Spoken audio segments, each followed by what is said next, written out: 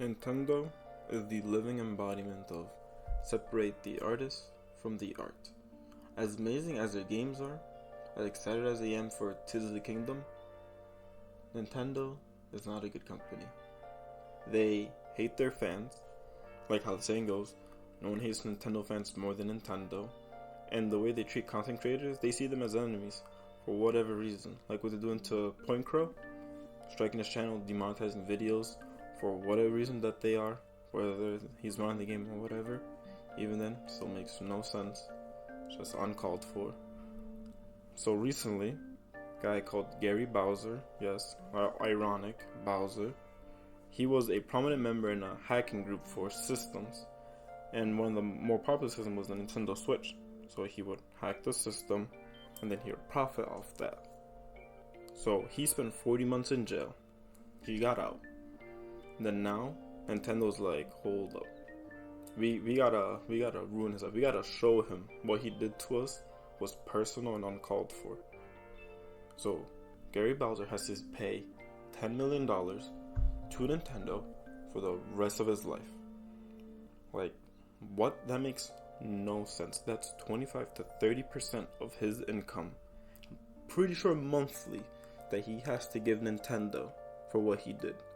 I'm not saying Gary Bowser's a saint. I'm not saying what he did was good. I'm not saying he didn't deserve to go to jail or whatever. But having that punishment to pay off $10 million to Nintendo when Nintendo's a multi-billion-dollar corporation does not make any sense. I bet when Nintendo gets those checks, they do not care. They wouldn't care. They wouldn't blink an eye. They probably wouldn't even notice that Gary Bowser's paying them back. I guess to them, maybe it's to prove a point. But even then, at the expense of a guy's life, like, he can never live a normal life because of this. That he has to pay off that money to Nintendo. It does just not make any sense whatsoever that they would go to such high lengths. He did the time or whatever. I'm not saying what he did was great, but practically ruined this guy's life until he dies just does not make any sense. He can't pay it off. His kids can't pay it off. His kids can't pay it off. Probably even his kids can't pay it off. Yes, it's not a generational punishment, but you guys get what I'm trying to say. That it's so much money for one person to pay off. He'll never be able to pay it off. Nintendo doesn't need the money. They're a multi-billion-dollar company. It does not make any sense that they would go so far. Yes, I'm being repetitive, but it's just really gets you going, like the way Nintendo operates. They make such great games, but they're so douchey sometimes. So it just makes no sense. They douchey to the wrong people, and even when somebody's doing something not supposed to, they don't have to take it such far lengths to ruin a man's life.